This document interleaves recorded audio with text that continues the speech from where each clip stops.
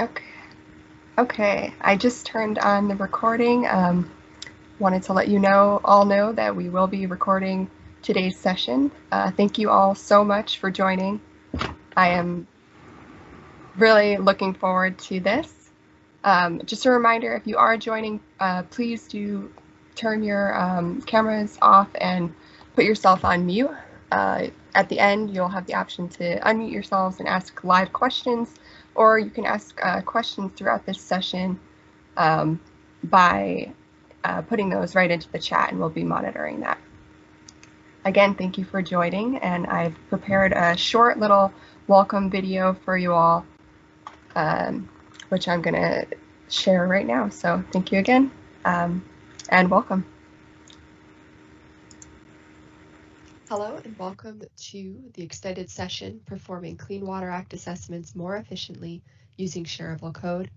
My name is Christina Mullen, and I am an ORISE Fellow at the US EPA Office of Water, Water Data Integration Branch, and I am excited to be your moderator for today's session. To get started, I want to provide a little bit of background on the type of water quality assessments that we will be discussing in our session today. The federal government requires states to submit a report on surface water quality every 2 years, as required by the Clean Water Act. The primary purpose of the data analyses that we are going to be discussing are to determine the extent that all waters are attaining water quality standards, to identify waters that are impaired and need to be added to the 303D list, and to identify waters that can be removed from the list because they are attaining standards. In this context, if waters are added to the list, the establishment of TMDLs is required, regardless of whether their surface water is impaired by point sources, non-point sources, or states and tribes are tasked with considering all readily available water quality data when making attainment decisions. This can burden them due to both the wealth of data they must analyze and the variability in listing and assessment methodologies that they can use to make complete and accurate assessments. At this point in time, the US EPA provides mechanisms in partnership with the US Geological Survey, USGS, and the National Water Quality Monitoring Council. They provide mechanisms for state, tribal, and federal agencies to submit and retrieve water quality monitoring data, but do not currently provide a tool to help agencies perform their Clean Water Act assessments. I want to briefly mention the Water Quality Portal, which was deployed by USGS and EPA in 2012 to combine and serve water quality data from numerous sources in a standardized format.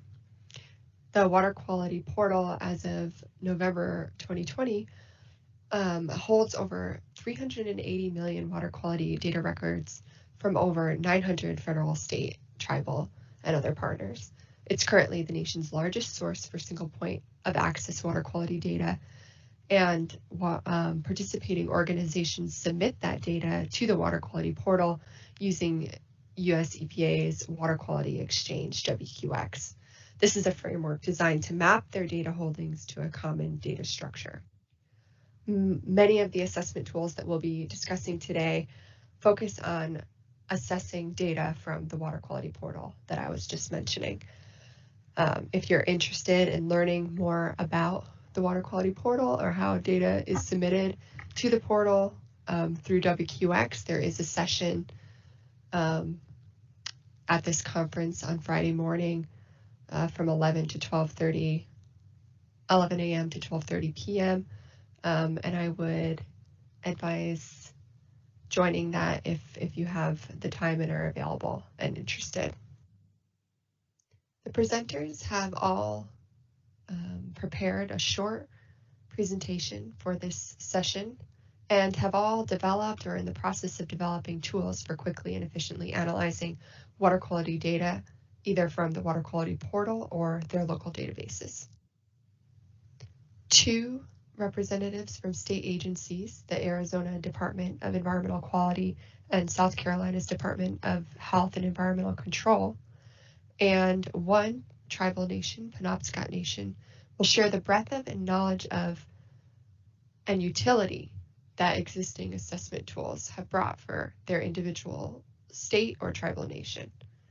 EPA representatives will then discuss the national perspective, including common assessment threads across agencies and their plan to develop an R tool for data analysis. Overall, session participants will learn about how R is being used to perform water quality assessments and how to gain access to shareable R code. Audience members can share their assessment needs and provide feedback on the national tool that's in development. And overall, we hope that this session might help agencies improve the efficiency of their own water quality assessments and overall better enable science-based water resource decisions. The following themes have been built into all of the presentations that you will see today. So we hope you come away with these 3 take-home messages, and that is 1, automated assessment tools improve efficiencies, save time, and reduce costs. 2, increased communication about assessment processes and methodologies may better enable science-based water resource decisions. And 3, open source tools provide a path for collaboration across EPA regions, states, tribal nations, and other stakeholders.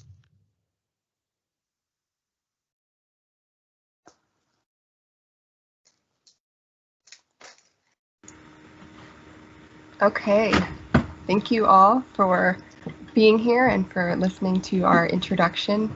I got started right at 3, and so if you've joined a little late, I just want to ask that you please mute yourselves and turn your videos off.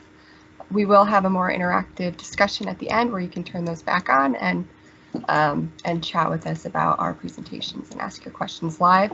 We also have a chat that you can ask questions in throughout the presentations, and we will be monitoring that, and we will go through it and ask those questions at the end as well. Thank you again for being here. Before we get started, I have a opening poll that's interactive to share with all of you. Just bear with me 1 second while I get this up.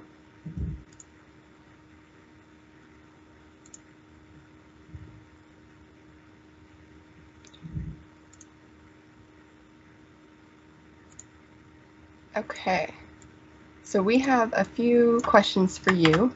So we want to learn a little bit more about who's here and where you're coming from. So you'll see, you can all hopefully see the poll up on the screen right now. And I just put a link in the chat, and you can click on that link and it'll take you directly to menti.com and the poll that I'm asking you to fill out. So as you fill it out, I can see some of you are already doing that right now. Your answers will show up on the screen. Wonderful.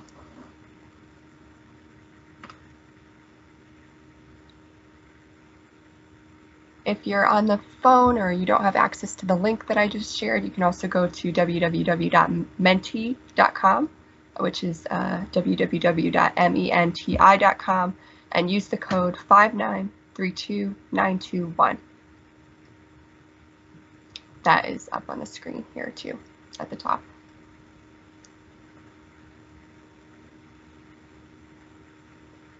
Glad to see you're all paying attention and very fast at filling this out. Thank you. We have a lot of EPA folks and state folks so far, some local municipal government folks, some from all of the different areas here, the private sector, academic institutes, nonprofits, research institutes, and other federal agencies, and a few from some tribal nations as well. So that's great.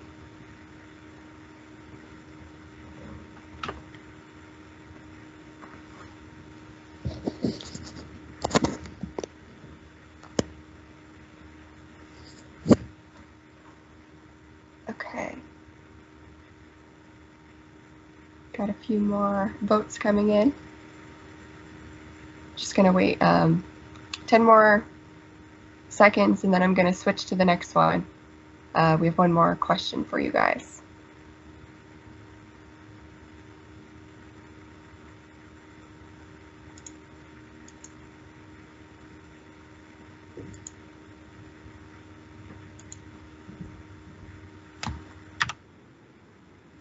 Okay, so the next question is, have you used any of the following tools to conduct water quality assessments more efficiently? And you can select multiple options here.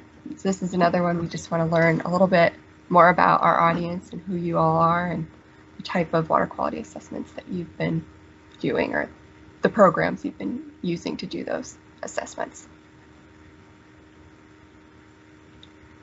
Wow. You guys are fast. This is great.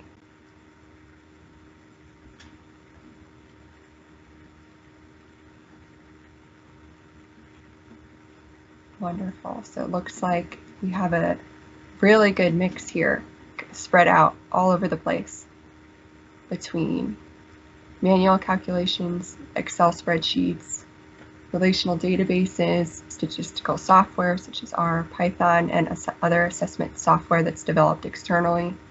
A few others here, which I'd be interested in learning more about what those are, the other types of systems. And it looks like the majority of you are using Excel spreadsheets, which is what I used for most of my career and just recently made the shift to R. So I'm been in the same boat as you guys. This is great. Okay. I think that gives us a really good kind of understanding of who we have here and the types of systems that you guys are using to perform your assessments. I hope you'll be able to learn a little bit about R and why you might want to use R from this session or another type of statistical software. But I'm excited to see that we have a good mix of folks here that are using different kinds of software for their assessments. I'm going to stop sharing my screen now. Thank you all for participating in that. It's really great to see you all here, and I'm excited that we have so many people participating right now. We're going to jump into our first presentation, which will be by Brian Rabon. Brian is the manager. Brian is the manager of the Aquatic Science Program at South Carolina's Department of Health and Environmental Control.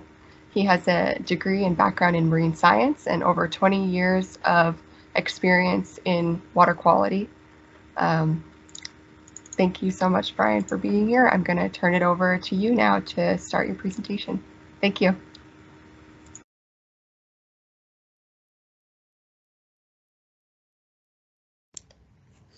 So thank you everyone for being here.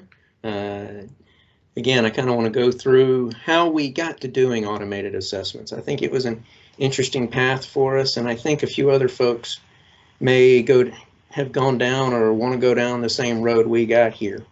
So, okay, there we go. So there was the way we always did it, and this is back well before many people sometimes were even around. There was actually the mainframe storette, which was the original version of storette. There was actually a way that you could run your standards or set numbers and have it run against the data that you had uploaded in storette. From there, we got these nice old printouts that were on the bonded paper, and we then had to transcribe them to Excel. So there's a perfect chance for error to come in right there.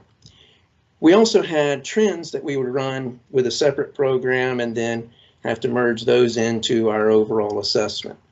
And again, this is all trying to get at that 303D list that we've already mentioned earlier. So what did we do next? When the mainframe storette was replaced by the distributed or quote unquote modern storette, you lost the capability to actually run your data that was stored against any kind of cut points or criteria. And even now, the next step was the water quality portal, or WQX, which feeds the water quality portal. So we got 3 steps in there that we're now away from the old way we used to do it.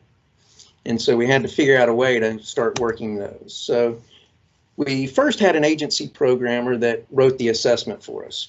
It worked after we had to go talk to him a couple times. And then he'd give us something and we'd go talk to him again and try and tell him why we wanted to do it that way. And then it was always very limited. So it was hard to get more than just a small little assessment done. Well, we had our section statistician actually use SAS. And when I have to say how slow it was, I mean, granted, this was still 15 years ago, but he'd start at about 3 or 4 o'clock in the afternoon because it was going to take up all of his computer. And you would hope nothing failed and you'd come in the next morning and it would be working. That just was very difficult to troubleshoot and deal with. And so we had to figure something out from there. And so these are some of the headaches we had. And then, well, we had a little fire in our building, and the only way we knew how to do trends was on that little 3.5 floppies. And if you've ever seen what happens to 3.5-inch floppies when a fire comes around, it ain't a pretty sight. So we definitely couldn't get any more data off of those or use those anymore. So we had to figure out, by hook or by crook, a way for us to do our assessments that we had a good control over and we understood and we could relate to folks. So what did we learn from all of that? One, we're not very good at telling folks how we need our assessments done. We have our own jargon, we have our own language that crosses over, so we really needed to take control of that. There's some really slow ways to do this. And, you know, transcribing from printed off sheets, that took a long time. I did that as an intern, so I really never wanted to go back to that. Programmers are really good at giving you what they think you need, not necessarily what you think you asked for. Because again, they're not the subject matter experts. They're the ones that know code. They know code much better than I do. And our lingos just don't always jive. And finding someone that can walk that middle line is a good person to have. So if you ever find one, hang on to them. So how did we stumble into R? We, through the 305B report, actually do our assessment using a random survey. I'm not going to go into all of that, but it's another package that the EPA has produced. It's a R package for SP survey. And again, you kind of have to learn R to be able to do that. We worked with Tony Olson, who's the one that really is the guru in that program. And he kind of showed us how to do our draws and how to do our assessments. Again, it's nice to have someone help us, but we really wanted to know how to do it ourselves. We don't necessarily want to be dependent on someone else to do what we do. So my first, after getting exposed to it and learning kind of the ins and outs of the program, the old National Estuarine Eutrophication Assessment, we had to do a little bit of data manipulation that, yeah, I could have done in Excel. It probably wouldn't have taken me a couple hours, but I beat my head against the wall for maybe a day or two in R. But I saw the power of it, and I'll get to that in just a moment as to why having that script there was so important. So why R? As you've seen, there's a lot about free, a lot about open source. It is a programming language, so that's a good thing, but it's also really good at statistics. It actually came from the old S programming language, which was closed source. I think developed at IBM, and some folks decided they liked it and made it open source. And so another nice thing is the functionality, the statistics, or even the coding. What I learned, how I learned to code in this 15 years ago, is so much different now than it is because of these packages that have come along and expanded the functionality and actually made it much easier to understand.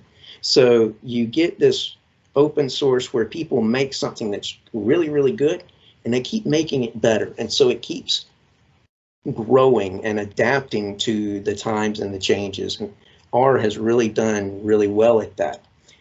One of the things with the packages is, and I say about statistics, a lot of times if you get an idea that is put out in the scientific literature, it takes it forever to get through and get into SAS. But it very quickly winds up from usually the author as a package that you can download and begin to use those statistics and get into the nuts and bolts of some of this with your data. That's another thing that I like about it.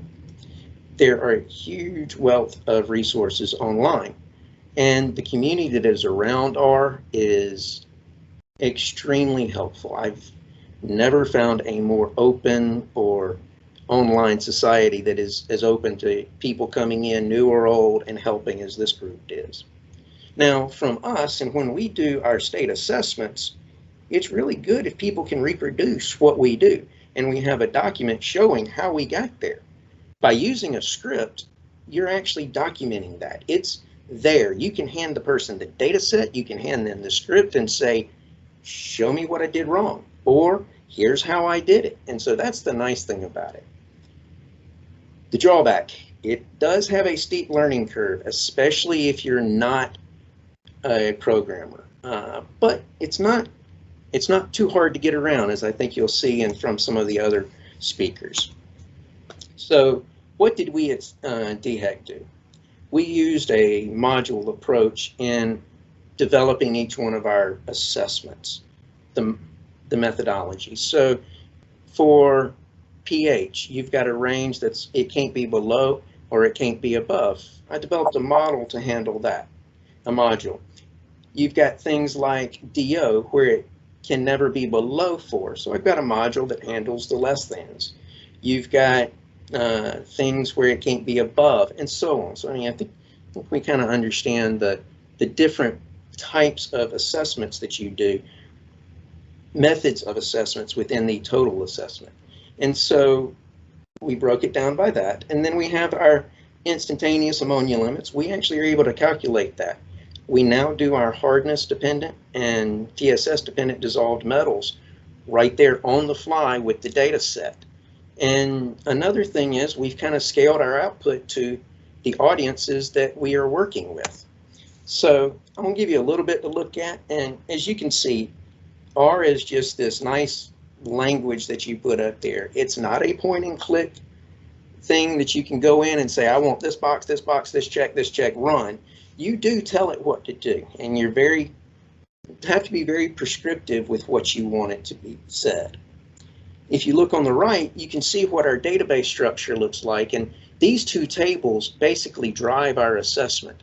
You've got the parameter year assessed, which is the parameter, and then it tells you how many years worth of data to use for each assessment. The sort order is kind of our order of assessment, so it all comes out in the same way. Do I run a trend on it? You can see that there. There's some things we don't run trends on. There's some things that we only run trends on, and that's like BOD. We don't have standards, but it's nice to know what it's doing. We have our toxics, our nutrients, and then our metals calcs. For our toxics, that's a different module because we can only have one exceedance in a 3-year period for it to still meet.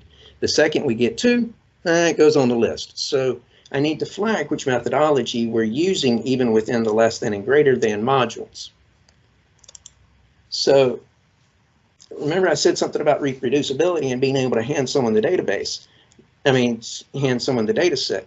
I could hand them the database should I want. And here's everything that went into it. You've got the raw data that went into it. I've got some of the raw analysis if you look to the left, but I talked about also scaling for your output to who you're going to see. If you see the tot stat is the total statistics for us. So you can see the station, you can see the water body, you can see if there's a trend there. But if you see the DO, you can see how many samples were calculated, how many exceeded, the percent of those that exceeded. And then you can also see the average of the exceedances. I don't really care if it's not exceeding, it's good. It's somewhere in the range that's good, but how bad is bad? That's what that average exceedance is telling us. So then you see totes suck. This is me scaling it to someone else. There's people that don't necessarily go, I don't need to know the numbers. I just need to know, does it meet or does it not meet? And so that's where you're able to set up and give this kind of information to people.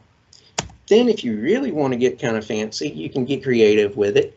And I can create a KML and give everyone the point and what was assessed there and the calls that are there. So that's like management loves that. They can just go in and look and get an address and, oh yeah, this is that, and it's done, and it just helps people with what they need.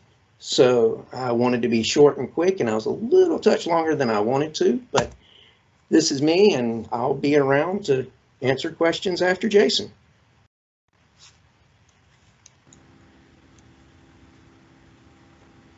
Great presentation. Thanks, Brian. I'm hearing a little bit of feedback. If you're not, oh, great. Okay, there it goes. Thanks again, Brian. That was really great. Again, I just want to mention we're saving questions for the end, but you can put your questions for Brian in the chat, and we'll get to those at the end.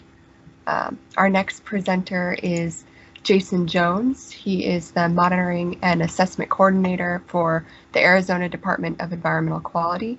Jason started as a permit writer in 2001. Since then, he has led Arizona's programs for groundwater, wetlands, fish tissue, lakes, and streams. His recent projects include a probabilistic assessment of fish tissue contaminants in Arizona lakes and a Shiny application that interactively displays exceedances of water quality portal data. Jason's presentation has been pre-recorded, and I'm going to share that with you all now. Thank you again for being here.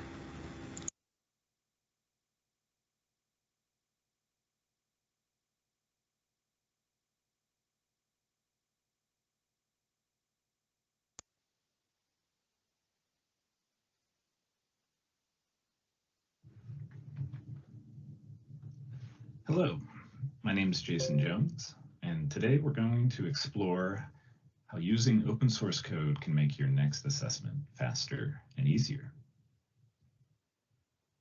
The Clean Water Act assessment is a journey from readily available data at the start to attainment and impairment decisions at the end. So say you start with 20 E. coli samples that exceed standards 6 times, and you decide that water body is impaired. There are various checkpoints along the journey that most of us have to go through in order to make that decision.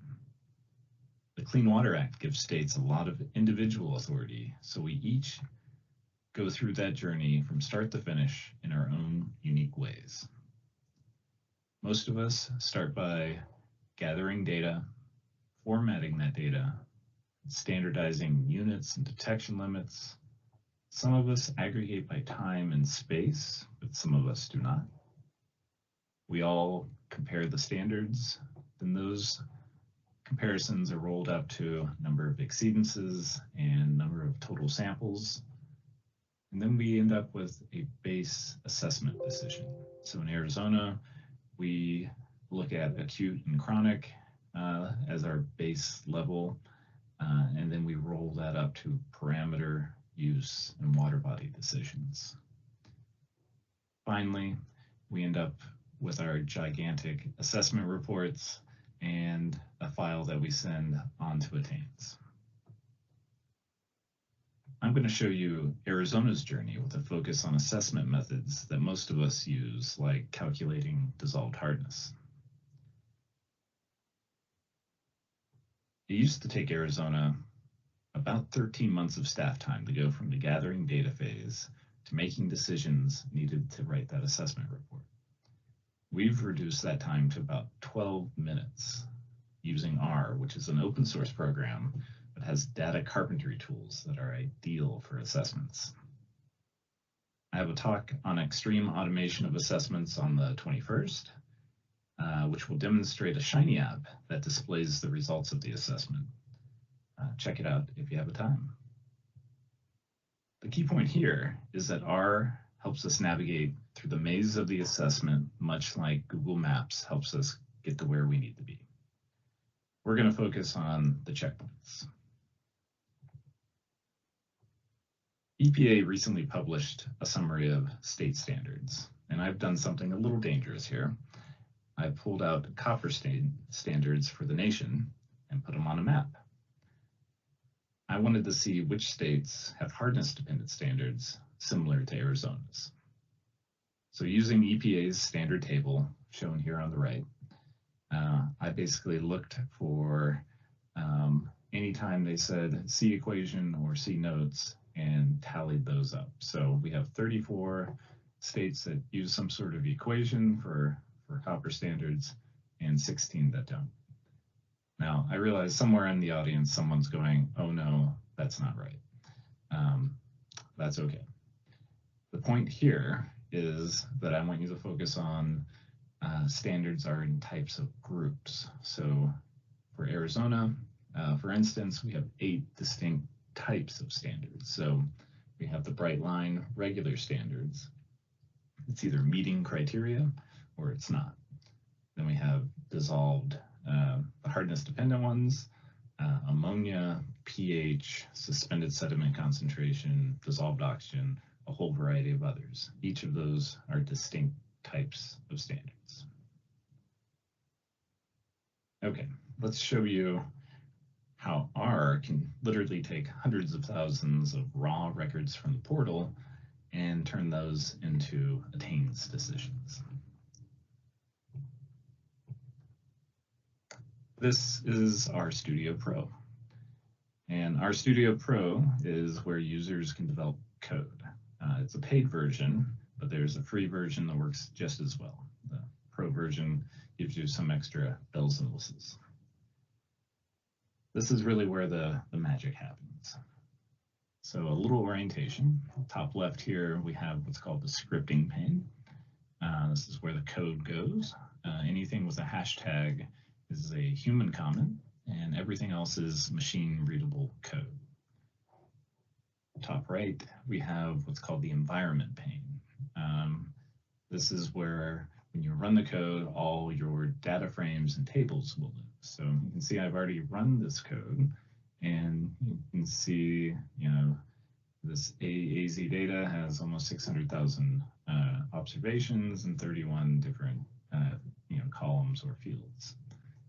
My code's organized in a kind of A to Z type format. So A is that gathered data phase, and then working our way down, so you know exactly where you are in the code just by looking at the data frame or the code.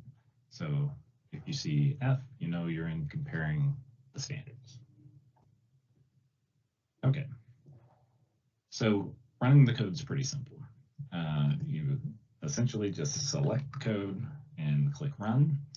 This is basically a table of contents document that goes through and sources out or runs code from each module. So you can see we have a module here for A and for B and on, and the individual modules live in a modules folder.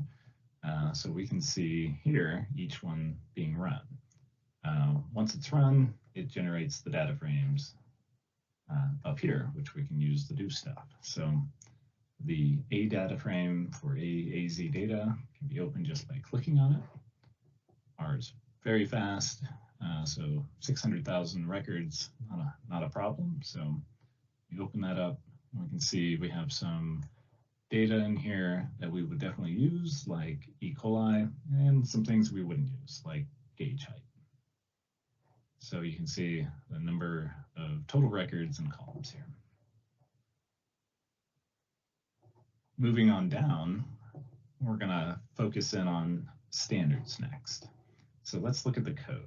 So to do that, you click on the code link here, and you can see it opens up F. And I know a lot of you will see the code, and it's okay that you don't know what it's actually saying. Code is like a language, so you do have to learn how that works, but what I'm going to show you are more the concepts. So this is getting data. What this is saying in English is go get data that has been aggregated and formatted, and then we're going to join it to standards. So you can see here we have, kind of a step where we join everything to standards, and then we have F1 to F8 for each of our different types of standards that I mentioned.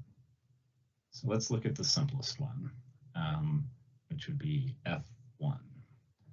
So F1, kind of the key line of code here is here, and I'm just going to walk us through it. So what this is saying is create a new field called exceed if the result, which is aggregated and formatted, is greater than the standard, then put a yes. And if not, put a no. And you'll see I have a comment here because when I was starting this, I couldn't remember if standard was just greater than or greater than or equal to. Those little things can really hang out. So we can take a look at what that data frame looks like. You'll see there are 88,000 records and 12 variables. Those 12 variables are key.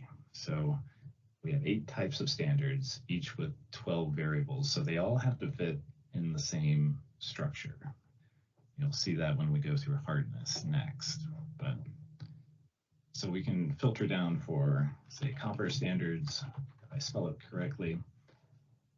And you can see we have 5,000 or so copper standards, and how many exceed? About 57. So we have the result, the standard, and we can kind of show our work all the way through. Going down to hardness, which is at F3, basically is the same kind of process with a few important additions. So we start the same, aggregated, formatted data, and then there's a step that says, well, if there's multiple hardnesses, which one do you want to prioritize? So you can have 6 or more different types of hardnesses, and some of those we want to use more than others.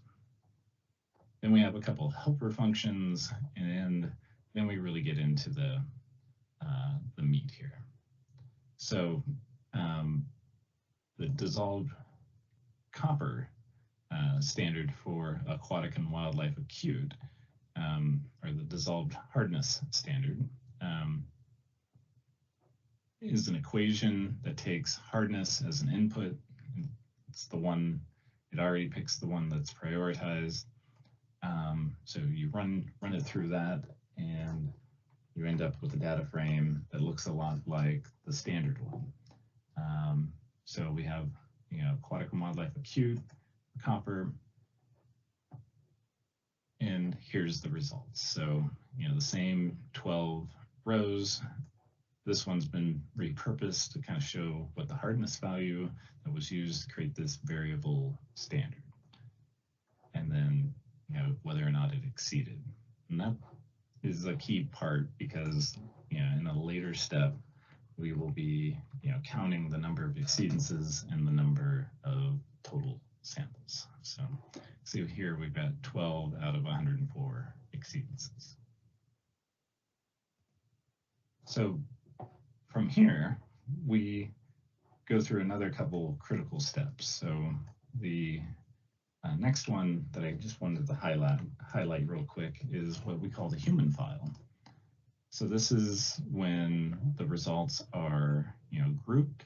So you have the total number of exceedances here under the yes column, total number of samples under the sample count, and then we have basically a human override function. So everything with a provisional in front of it gives us the ability to, say, all right, that's not actually impaired for this common reason.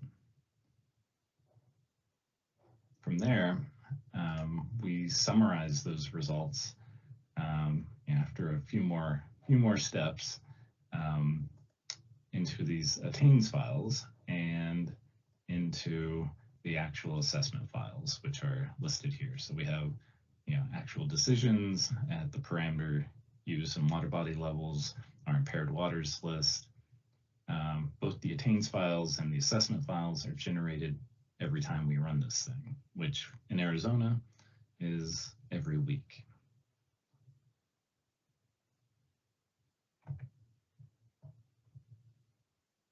So what's stopping us from using another state's code to run our assessment? So this spaghetti diagram shows kind of the inputs and outputs from an assessment. The data and previous decisions can be made universal thanks to the water quality portal and attains. Assessment units, standards, and the logic aren't universal. So right now I pull assessment unit and standard information from my database. So if New Mexico uses my code, they won't have access to those files and won't be able to reproduce my results. That's okay. The code and the ideas behind it are transferable between states. There are common threads that most of us follow. I built Arizona's assessment tool using a modular approach. Each state and tribe and territory is unique, but it is possible to use existing building blocks to get you most of the way to your goal of getting all readily available data to attains. If you're interested, the code is available on GitHub. You can also contact me. My email and phone number is above. Thanks.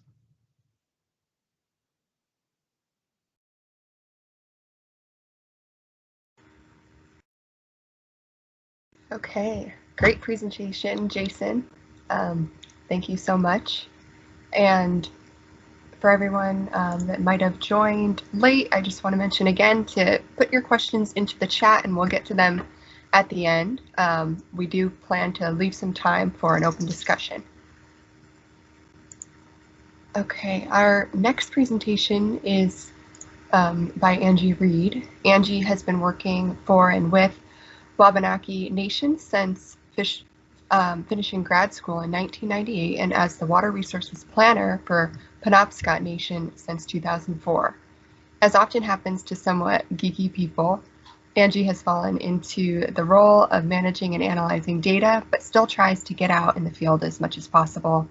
It's been an honor for her to stand beside people in this work who also feel deeply committed to a reciprocal relationship with the Penobscot River and protecting the wildlife that she provides.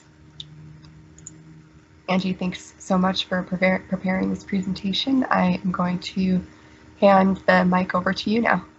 Thank you.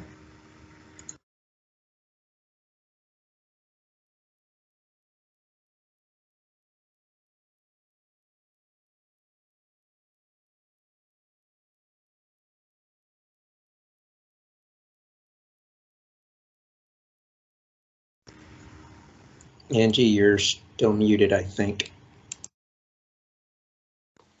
Can you hear me now? Yep, now we can hear you.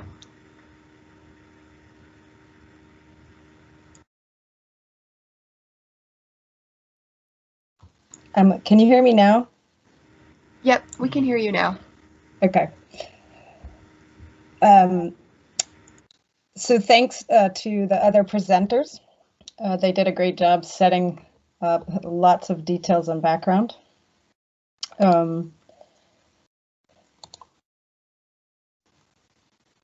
So I would, if technology would behave, I would play you the water song, but I'm gonna just give you the link to it on the website, and I will put it in the chat later.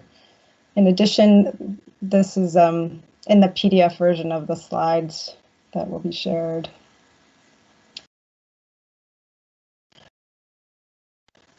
But it's important to note that it's not all about data. For context, there are 573 tribal nations federally recognized in the state, and there are 271 water programs. And for those of you who need a reminder of where Maine is, that's in the circle. So Penobscot Nation is about in the center of that. This is just to give you a sense of what our 5-person crew monitors throughout Maine, a variety of direct measurements and taking water samples for many different things. On the left, you can see where the Penobscot River watershed is in Maine. Below that, all the pink points are our sampling points. And it's not just me by any stretch of the imagination. Obviously, as I said, there are 5 of us, 4 of us who go out in the field a lot, and 1 of our lab manager. And 2 others of my staff, my coworkers are on the meeting today. It's exciting. Some of the ways our data is put to use are listed here. We don't just water quality assessments for reporting. There's a lot of other reasons.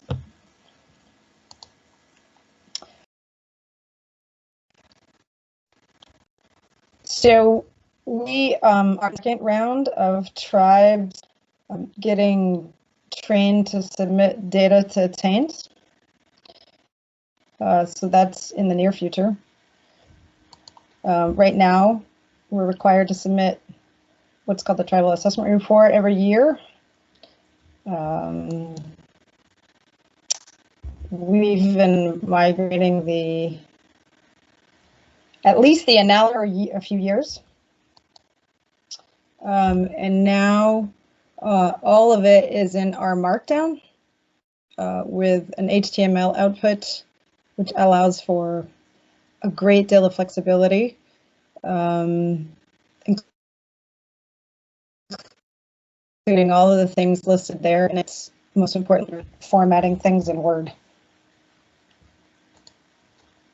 Just to give you a few images of what's possible, and to highlight something that Brian said about sort of waiting for other people to help you do things. Maps can be a hard thing to get into GIS, especially if you don't have a dedicated staff person. So frankly, R does an amazing amount of mapping tools to help get the display of information to be far more interactive. So this is a map I can Markdown for a report using leaflet and map view packages. It's very interactive. It's similar to going online. It's in the report, or you can make it as its own file. You can zoom and pan. You can have an auto zoom button to have it go back to like a certain extent. You can toggle on and off layers, have a context map, and a measuring tool. And the nice thing is you can also incorporate shape files and manipulate that data, or you can bring in coordinates yourself. In the labels here, you can see you can have them always appear, hover over them, click on them, and have info from your data show up. Some of the simple tables that we've done are just min, mean, max, and number of samples. We've used the cable package to make this simple table. Super nice. If you have a really long table, you can scroll through it. You can lock the header row. We've been comparing our data to water quality classification. So we've made simple summaries of when sites have met standards or not, or had violations. And thankfully, Jason has shown all the code that goes on behind that kind of stuff. And we're also incorporating summaries of benthic macroinvertebrate models, the results that were developed by Maine DEP, and we share our data with them and they share the results back with us. So we can incorporate that into our report. It's also kind of nice to have some graph to be able to look at things. So this is a simple graph of the top 5 dominant genera at each of the sites that we monitored for benthic macroinvertebrates. I have to say, for people who know me, I'm addicted to R now. But it makes some of the most amazing graphs so easily. Another interesting one, so the previous one was ggplot, for folks who want to know more about packages.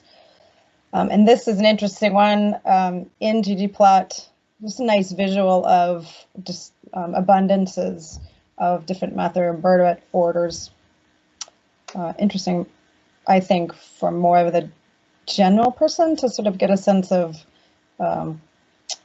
dominance of things by color and the shape of the squares. We're also calculating trophic status index for our lakes. Every year we do 1 or 2 lakes really intensively to be able to calculate this and then compare over time. So we cycle through. We're also ingesting data from USGS streamflow data. So we're incorporating that both into just graphs and our analysis. The other thing that's been wonderful is helping with file management of many of our time series data for temperatures. So we've used it to manipulate files and move them around in the background, but also make some great graphs with Plotly, where you can hover over information and toggle on and off plots.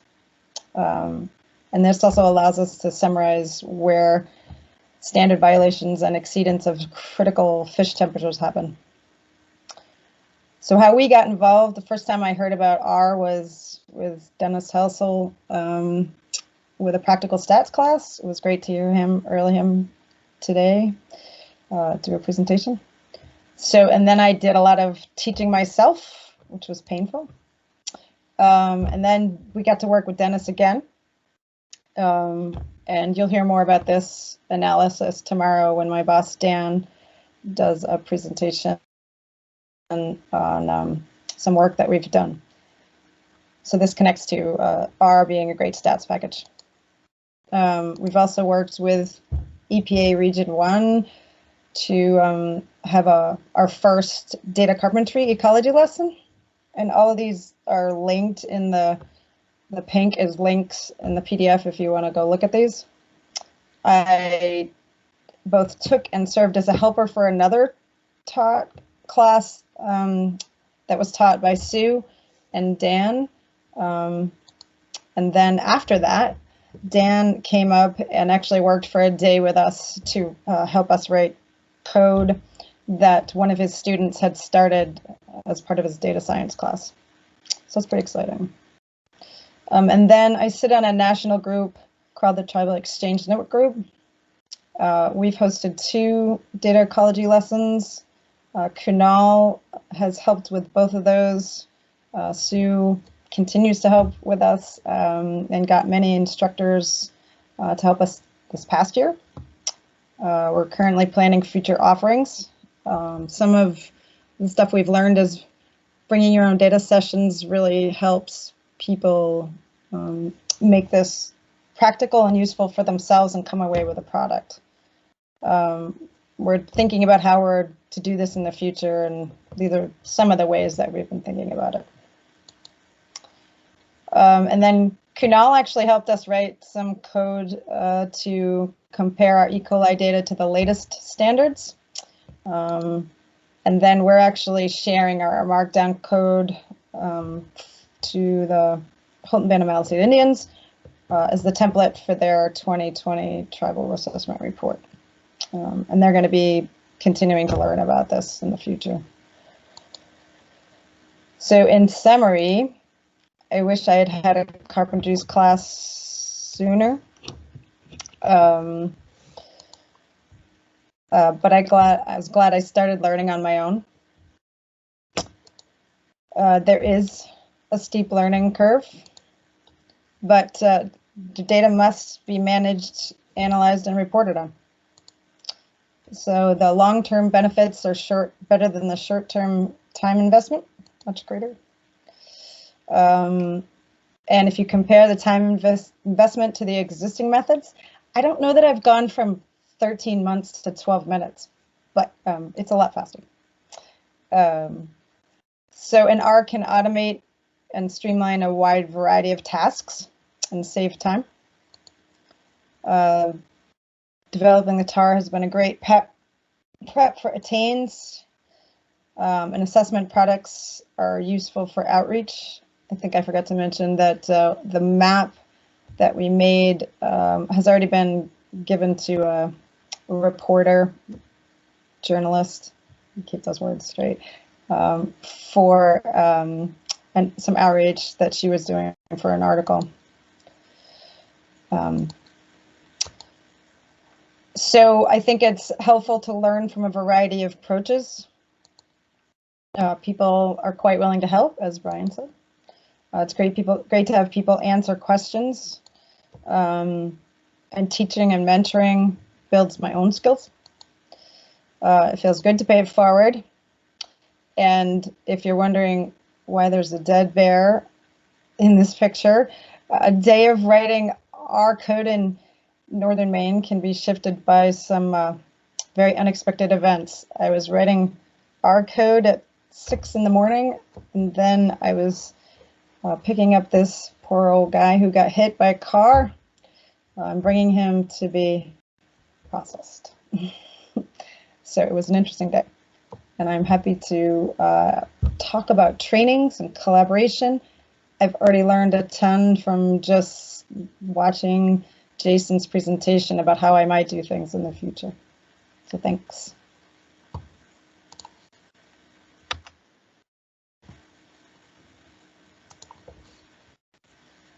That was really great. Thanks, Angie. We have one more presentation lined up for you all today, and then we should have about 15 minutes left after that for open discussion. Angie, you are still sharing your screen. Could you stop sharing? I would love to. I was actually just trying to figure that out. Should be top right near leave, the leave button, but not the leave button, just the one just to the left of that. Thank you. I was just going to ask somebody. Thanks. Great. Okay. So the last presentation today is on an EPA tool that's in development by myself and Shelley Thawley and Jacob Greif, who's also on the call here. He's another ORISE in the Office of Water, Water Data Integration Branch, and Laura Shumway, who's currently out on maternity leave, but also a co-lead for this project. The presentation that we are giving now, that I'm going to share with you now, has been pre-recorded by Shelley Thawley and myself. Shelley currently works in the Water Data Integration Branch of the EPA Office of Water, Department of Wetlands, Oceans, and Watersheds, where she's the project manager for EPA's NHD Plus development and coordinates geospatial activities.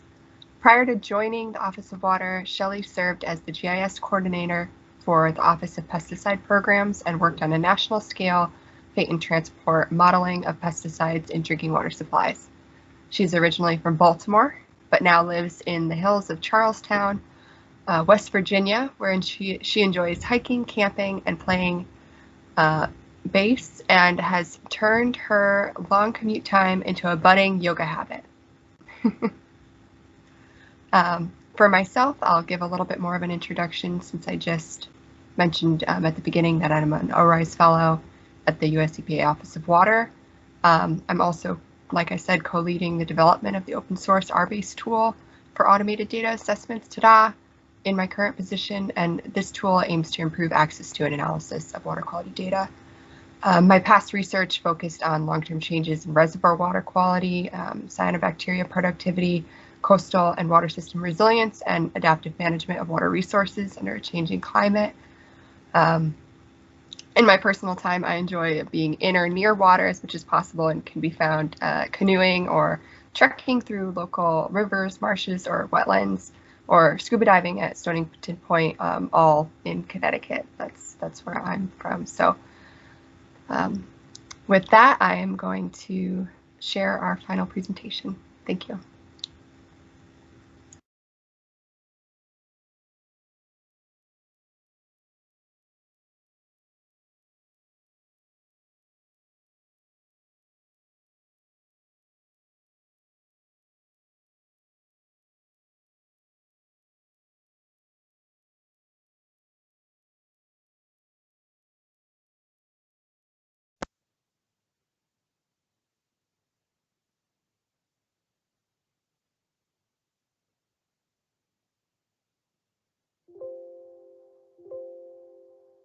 As we turn now to the EPA perspective, this talk will be broken into two parts. First, I'm going to describe briefly our vision for this project, and then talk about our technical approach and our basic development plan.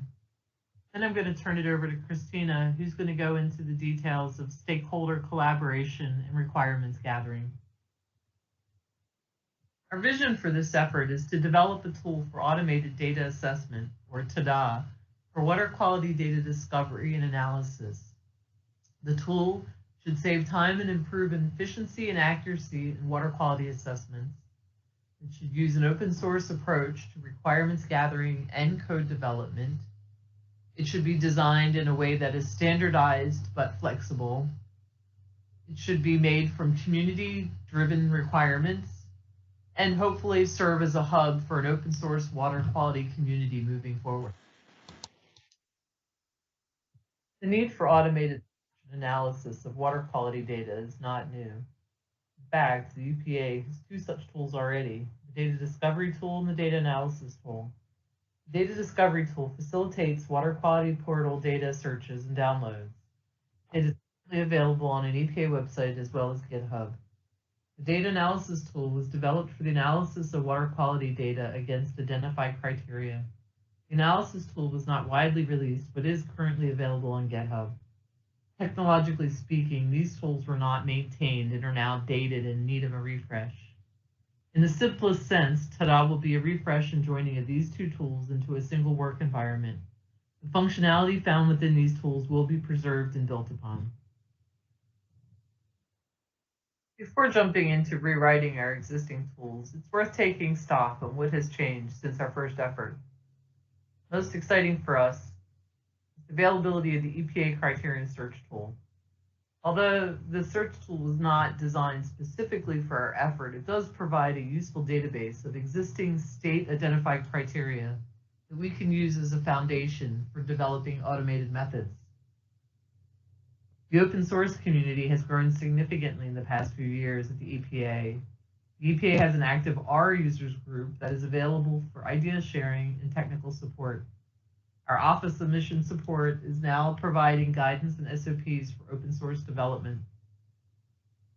The WQX team is currently developing a data QC service that will alleviate many data quality issues and reduce the development burden on TDA.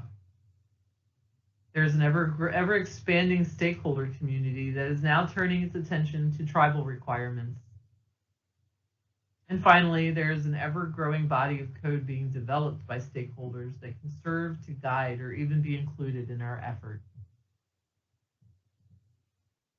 I'll go into a little bit more detail about our development plan now. The data discovery and data analysis tools were written in R with an RShiny user interface. We'll continue to use R and RShiny moving forward.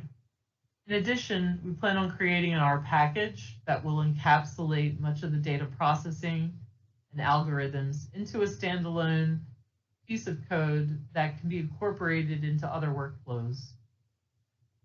We plan to reuse code as much as possible. As I mentioned, there are plenty of examples already of working projects. We can take code from those as well as our own, but we really don't want to have to write any new code if we don't need to. We plan on using an agile development process, which just means that we're going to create something very basic to begin with that we'll distribute for testing and experimentation, and we'll make incremental improvements to the product that will be released very quickly so that we can build upon our successes incrementally. We'll use the data retrieval package published by the USGS for interface with the water quality portal. We've learned through our initial discussions with our stakeholder community that it's probably going to be difficult to automate all of the steps in the process. For example, identifying the correct criteria and where to apply them and using what methods. But we've come to appreciate that if we can automate and generate and pre-populate the bulk of these pieces, that still is helpful to the user community. So we'll design the code to be able to have what we're calling off-ramps so that we can pre-generate or pre-populate spreadsheets, but provide users the ability to take those and modify them and then re-engage the algorithms further down in the process, which isn't very different than the way the data analysis tool is currently designed. This project will be led by the EPA, but with contract support. We're not going to outsource this development effort to a contract, but instead we will use contract support and keep the development work in-house as much as possible.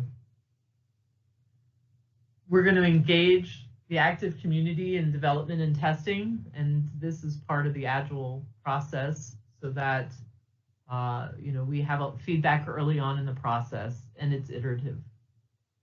And finally, we'll be doing our development work on a public repository within the EPA organization on GitHub. And here's a diagram for the TDOT architecture as it currently stands. There's a lot going on here, so I'll try to work my way around. As I mentioned, we're developing this in R with an R-Shiny user interface.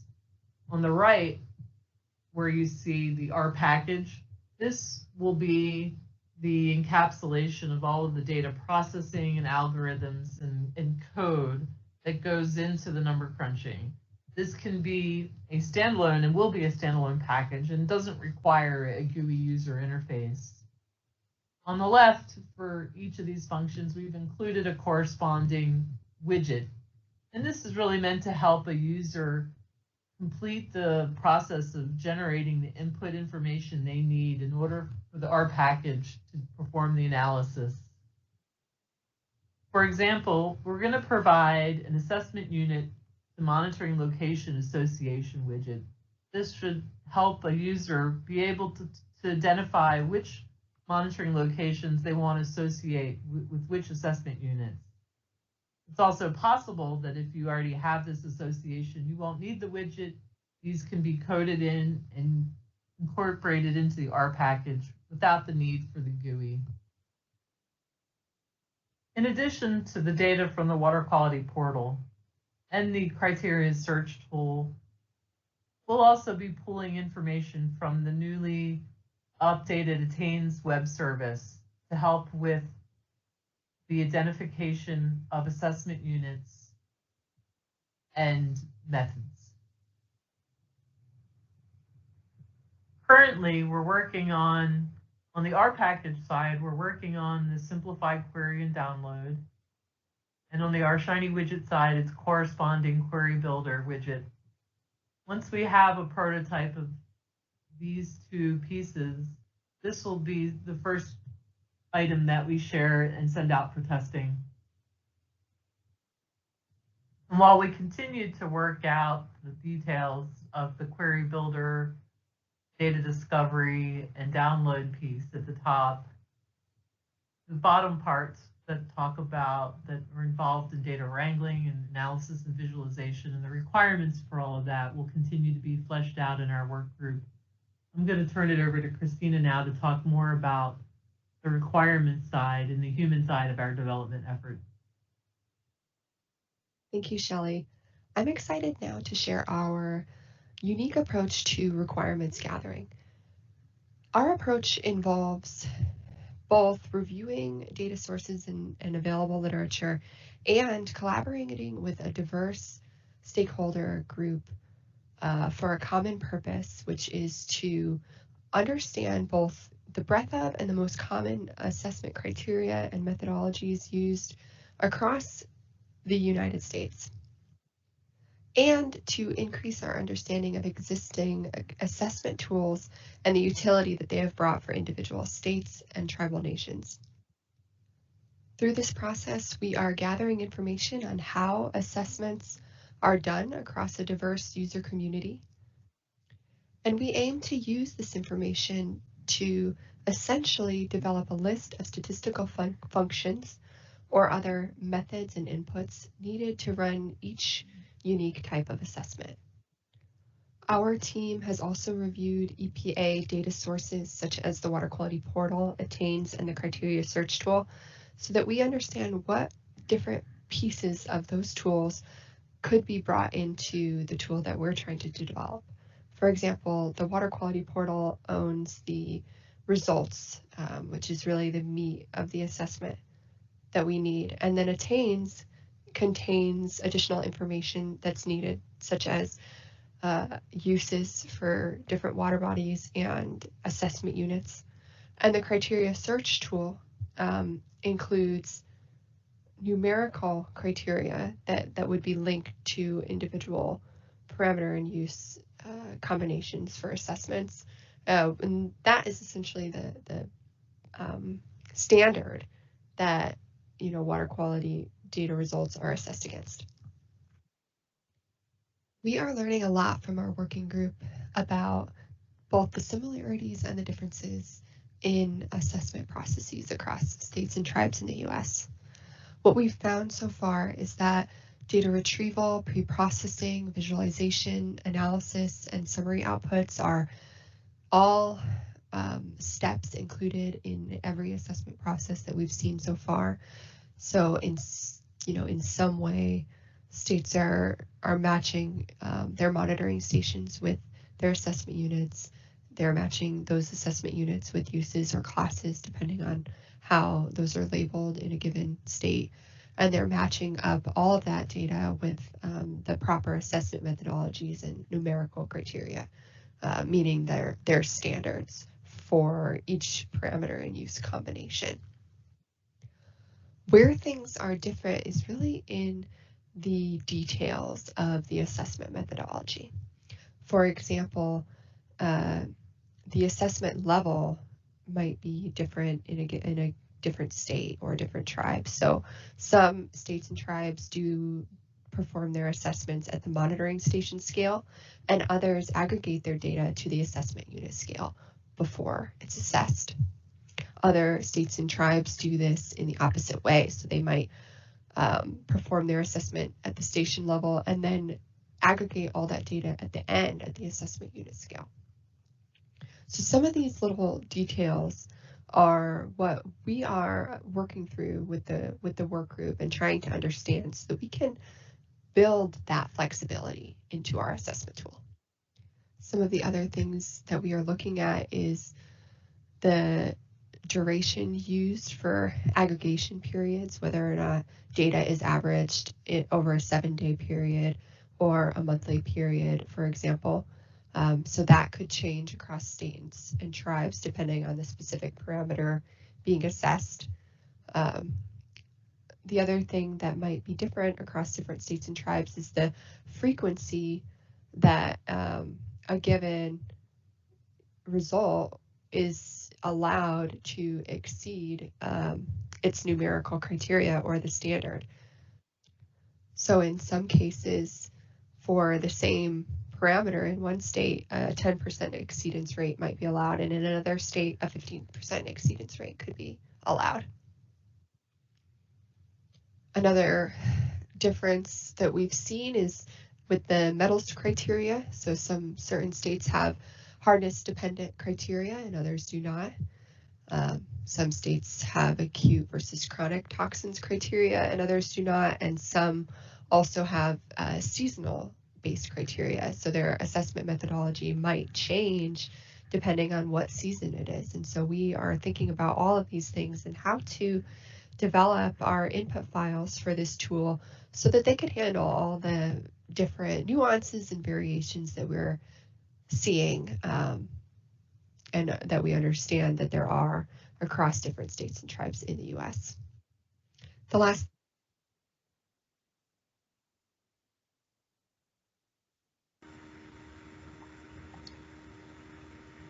Okay, I'm actually going to pause my presentation there. There's not very much left, but we only have 13 minutes or so left, so I wanted to end and give you guys some time to talk to our panelists. The only other thing that I was going to share here is just that we have an open source community that we're building from this effort, and if you are interested in being a part of that, please do reach out to me. I just put my contact information in the chat, and we hope to continue to meet with this working group even beyond TDA development to help with information sharing and learning our together across states and tribes in the U.S. So with that, I want to just end there and open it up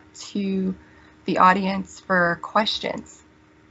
It looks like we have one question that just came in so far. So from Leslie McGeorge, do any of your modules include Halsel's NADA2 package for censored data?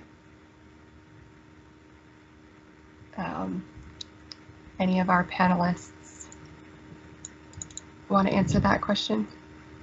We don't. Basically for us, if it's below detect, we're not confident, even if the standard's below that. So we just automatically make them 0 because there's value in the count, but we don't necessarily know. I know some people, if it's less than the detect, may throw it out, but the fact that we were there and got something that's less is one of the reasons we do take that there. In Arizona, we don't use it yet, but I am always interested in learning new techniques. So the Kaplan-Meier method in particular, I'm interested in trying to scale that. Like the NADA2 workshop kind of talked about how to do it on a 30 or 100 record data set. I've got 600,000 or 1 million. I want to do it on all of it, and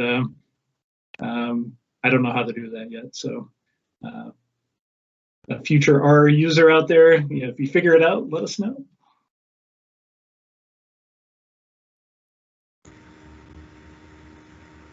For our tool, for the NADA tool, we are looking into using, or for the TDA tool, we are looking into using the NADA package. Interesting, similar naming there, but we've done a lot of research on what we need to do for non-detects, and our next step is really to dive into that package and see what we can pull from that. Hi, this is Leslie. Are we allowed to follow up on our questions? Yes, yes. Okay. I just want to thank you very much for your presentations. You guys were great, all of you. And thanks for the answer on the censored data and EPA for considering that. And I just wanted to add the comment that was in the chat that you were talking about things that have changed that allow this automation to happen now. I think the last speaker, and one of the things that changed was the development of the water quality portal itself. And I just wanted to point out that the National Water Quality Monitoring Council, this is a product of that council as well as EPA and USGS. So it's just a additional comment. Thank you. Thank you. Thank you, Leslie. That was a good point to make. I might have mentioned that way in the beginning of the presentation, but hopefully I didn't leave out the National Water Quality Monitoring Council when I did mention that, because it is a output from the council and EPA and USGS. So thanks for that. Does anyone else want to ask a question live? You can take off your mic and turn your video on if you'd like. Or you can raise your hand.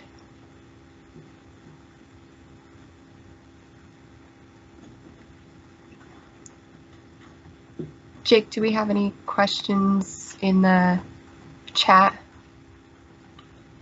No, we covered most of them. There was one question about resources to learn R, and a lot of people responded with data carpentry, data science, data camp, practical stats, USGS, Coursera. But if any of the panelists have any other suggestions, that's another question that you guys could address. Thanks, Jake. Does anyone have any other ideas for learning R? Those are all good.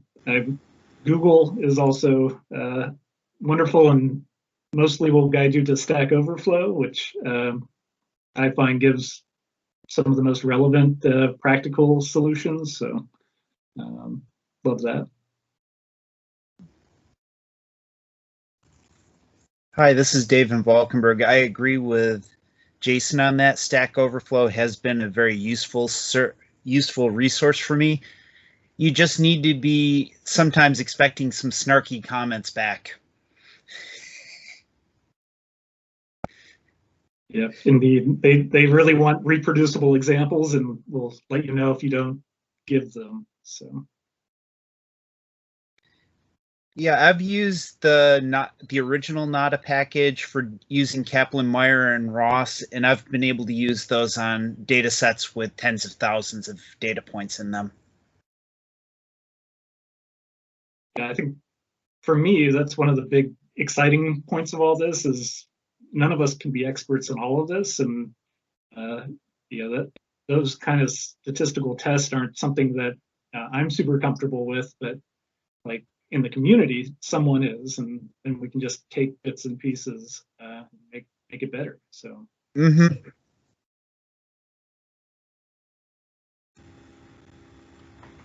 Thanks, Dave. I'd like to add that talking to others, communities of practice and supporting one another, I find is incredibly useful. So the more we can do that, the better.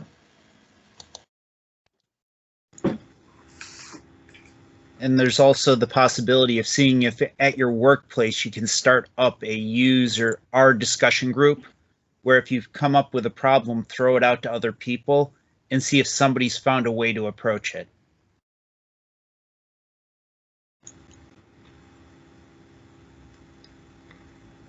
I see Robert Miltner has a question. Robert, go ahead. Yeah, no, I just, to Angie's comment about fostering a learning community, we've I work with Ohio EPA, and we've recently kind of institutionalized a learning community for R. So that's kind of a huge sea change from 10 years ago when people looked at you like, why do you need that? You know, why are you doing that? And so now it's, like say, kind of embedded within our agency. So, and all the speakers did really wonderful presentations. Thank you. Thank you. And I'll say to that, we have overall from a couple of other conferences tried to get a more environmental or water quality R group together. I think it's the right Emma that's on here from Virginia. They have a GitHub, some of our stuff is there. It would be kind of nice maybe to revisit that as well. So maybe that's something we can work on a meetup within this meeting to maybe take and delve into that if folks are interested. Because I mean, again, we're all here trying to do the same thing, and let's a similar thing. Can't all do the same thing. It's about 50 different ways to skin the cat. So we'll try each and every one of them sometimes. Yeah, I'd like to follow up on Robert's statement. of people maybe thinking you're crazy for needing help or wanting to share with each other, but we just got introduced to a great group called OpenScapes. I put the link in the chat, and some tribal professionals are going to participate in one of their sessions, upcoming sessions. So it's maybe a framework that we can use in the future for working together.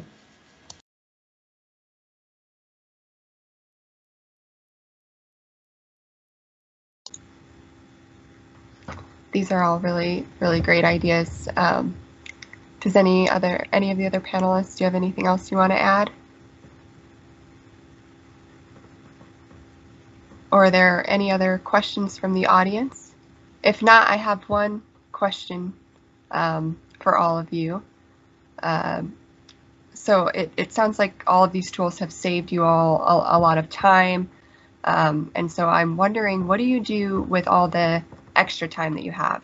For example, are you able to inform your monitoring schedules by performing your assessments more often, or inform changes to TMDLs? Ultimately, does the improved efficiency help you assess more waters in your state or tribal nation?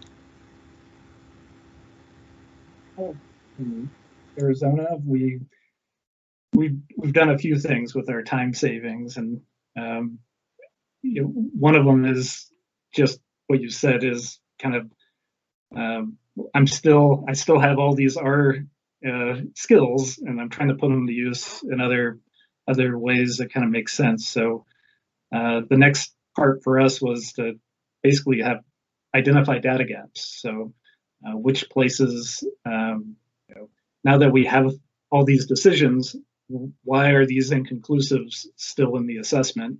What do we need? So we basically made it so you have a laundry list of what you need at a particular site, and we've basically applied an adaptive management plan that's saving us around $500,000. So because now we just go for what we need to make the decision rather than broadcasting and sampling everything. So that's been huge. I'll pretty much second that. It has saved us a lot of time. I mean, where it used to take, as he said, months to get through an assessment, now after some stops that you kind of mentioned, that you have to have a human intervention within many of the steps. So it does take time, but there are those times where it's nice and easy. We've taken what, again, through a 303D process of 6 months worth of work, runs in less than an hour, and we've got the list ready to publish. So yeah, I agree wholeheartedly with that, and then able to build on and find what's missing, or even develop more methodologies to be able to assess better, that we may, where some of those breakout points where we have to have the human intervention, we actually find, okay, wait a minute, we really are doing this by rote. Let's look and see what those steps are to move through. And then again, just the time savings and being able to do other assessments and assist other programs that we support with the data and find quicker answers for them has been a huge, huge thing. Hi, my name is Aisha. I'm actually from Canada, so this is all very interesting to me. We work a lot in Tableau. Does anybody else use Tableau for just looking at visualizing their data really quickly? It's pretty handy. Our agency actually has it, and once you get things set up, there's another gentleman on here that works a lot with it, I think, but it is good, but it's really aimed in everything that I see in the business management type of for sure piece. So as I was talking about, you've got your different audiences. And so if you've got everything run and set up and ready to go, then yes, this could be the tool that you create that dashboard for upper management. That's where I've seen it from. But I mean, again, that's me not necessarily putting all the hands on it. We also use it actually to optimize our water quality operations. So you're able to see on the fly, for example, really quickly, how many samples are blown whole time, how many samples are, and the reason why we use this is because we use R a lot too for our statistical analyses. And we've had to, your question about the extra time made me laugh a little bit because I'm a team of 5 in British Columbia, and we monitor all of BC and the Yukon. So it's a lot of area and very few people. So we have had to become as efficient as we possibly can because there was no other way to get around that. But yeah, we find that what we actually want to try to do, and I don't know if anybody's tried to do this, is take your output files from R and then create graphics using Tableau. So the one will read the other. So you could then you can create dashboards and stuff really quickly. I don't know. Has anybody tried that? We haven't tried it. Our agency uses Tableau, similar to what Brian said, for kind of management roll up, but the big kicker for us is there's a lot of licensing fees associated with Tableau that are impediments for use at kind of the staff level. So I'd be interested in it, but there's kind of a paywall. Yeah, that's why we like R for all our statistical stuff, because of the open source, and then yeah, and then we help with the operations of the network using Tableau as well. So anyway, this has been great. It's very the process was enlightening because we don't have similar processes. So now I'm going to go look up attains and see what that all means. Yeah, I apologize actually for everyone that maybe didn't have all the background. Unfortunately, we just didn't have time to dig into all of that in the beginning with the short introduction. But we are out of time. It's past 4:30. So if anyone wants to jump off right now, that's totally fine. I think maybe we could stay on just another 5 minutes or so if the panelists don't need to jump off, to see if there's any final questions. But for those of you who do have to go, thank you so much. If you have developed tools or are interested in the open source tools that we've discussed and code sharing, you can reach out to me about that, and we're going to be talking about really building a bigger open source community of practice focused around these specific types of assessments, water quality assessments that we were discussing today. So feel free to reach out. Do we have any final questions from anyone left here on the chat? Or does anyone want to ask another question live before we finish up?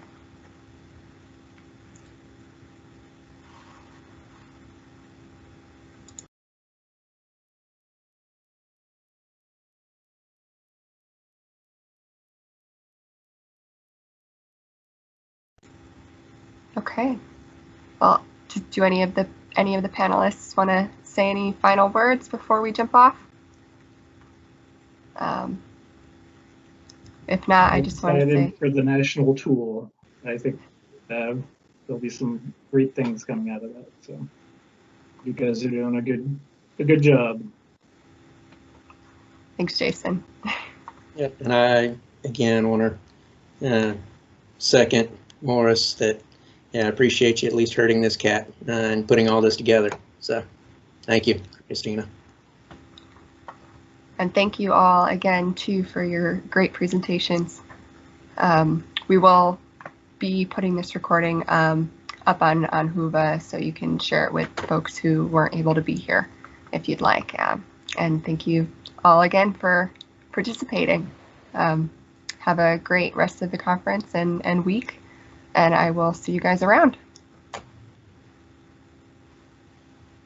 Bye, everyone.